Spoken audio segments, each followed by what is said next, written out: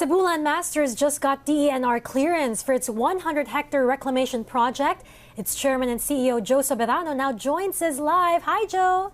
Good afternoon. Hello, Mimi. Nice to be here again. Congratulations, Joe. So environmental clearance, check. Up next is the approval from the Philippine Reclamation Authority. How long does that usually take? Well, after the ECC, we still need to hurdle this area clearance, which we need to coordinate with the regional office of DNR here in Region 7. So together with that, we had to come up with a detailed engineering design, and then present that to PRA. Now, the process of PRA will take as long as or as short as 2 months, or it could even go as much as 6 months, depending on questions that they may have to come up with. So we hope that after getting the notice to proceed from DNR, we should be able to start the reclamation works by hopefully middle of 2021. Joe, just very quickly, let's talk about the model for this. This is a PPP, right? Between Cebu Landmasters and the municipality of Ming-Mori and PRA. Right. And when you do get the approval, you still have to undergo Swiss challenge, correct? Well, we were able to sign this agreement way back in 2013. 7 years ago. Yes, and because we were able to close this deal before there were certain new regulations that came about that would require such processes. In our case, it's no longer needed.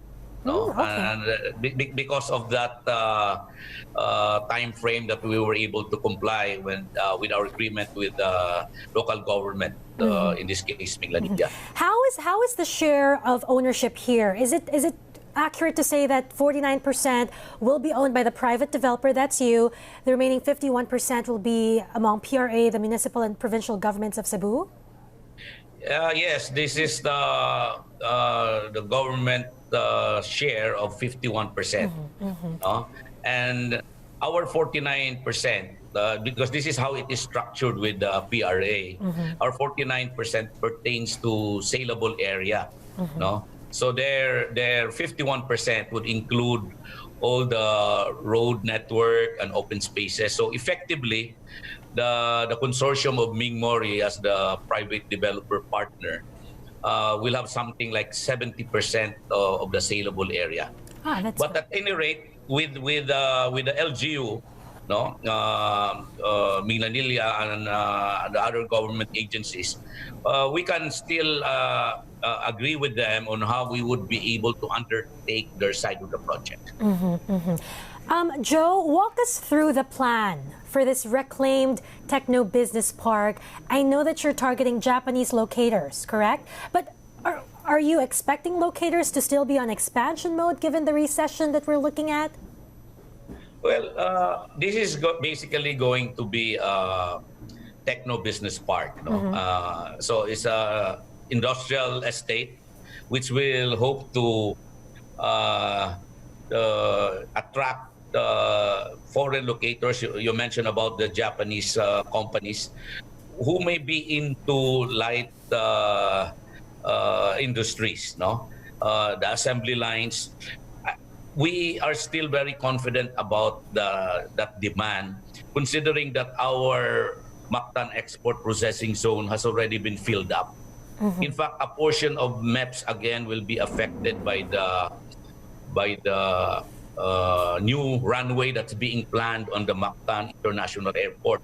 So there's going to be a dearth and a real demand for these kinds of uses. Now, we are very proximate to Cebu City because we're on the southern portion, but right after SRP is Talisay City and then us. So there will be a road network connectivity on that area, and even that side of Cebu City, there's a third bridge that's ongoing now to connect to Mactan Island. So there's a lot of advantages in terms of connectivity that will arise out of this project. It will be a real employment generator. We expect about 75,000 jobs at least. And there's going to be a lot of excitement from manufacturing locators. We all know, even in China, they're going outside of China itself and going to countries like Vietnam or Kuala Lumpur because there are areas, no, and very much in the Philippines that will have lower cost of production, particularly on labor. So with that, we with the population that will be growing there, we need to support that with some commercial and residential establishments as well. And being an industrial hub that will happen, we will have also a port facility on this 100-hectare reclamation project. A real a beautiful addition, no, to the business, social, economic landscape of Cebu. Definitely no slowing down for the Cebu business community. Joe, you're very used to developing, 6,000 hectares, 6,000 square meters of communities. You have 22 hectare sized townships in Davao. But this is going to be a different scale. This is 100 hectares that we're talking about. How much money are you pouring into this venture? Well, first of all, Mimi, this is a consortium, no? I'm not just the one involved here. There are some business groups that are also part of this. Of course, we are the developer partner whom we have the opportunity to develop all the infrastructure and the buildings inside. But it's good to have a good company who could help you out. And there are also so much opportunities for a venture like this. In fact, if we were to get some consultants as far as the engineering phase is concerned on actual construction, we are definitely going to tie it up with people who will have some connect on the target market or the target locators that we will be having. So this is something that we have been prepared to do because this has been 6 to 7 years in the making. The approval process and the planning took a while. So we in Cebu Landmasters have gone through some township development as well.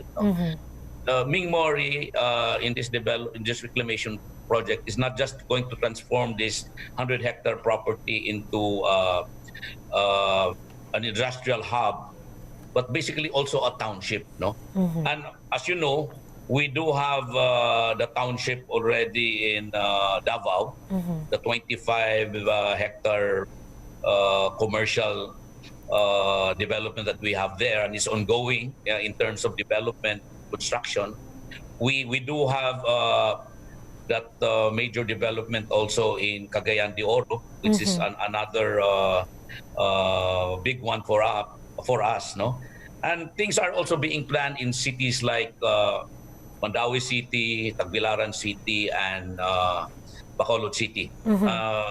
So we're leveling up, we're scaling up, but definitely these are all calculated to look at, of course, the resources that we do have and matching up with the opportunities.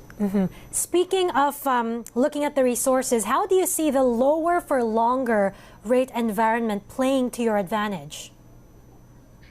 Well, if you're referring to the interest rates, lower interest rates, for example, definitely that will play up very well for not just for us, but for everybody, all business groups for that matter. And we, for one, we were able to enjoy fixed rated rates from our corporate note, that we recently availed. That gives us the 4% money or even lower, fixed for 7 to 10 years. That's really amazing, and that really works to the advantage of not just the developers but business groups, and even those that are in the consumer side of things, or buying homes. Lower interest rates really will augur well. But if we talk about the other variables, no, construction costs, that's also good. And this is also, if it stretches even longer, there's a lot of preparation that could happen there. And for example, for this project, it's going to be about 4 years in the making from the time we start.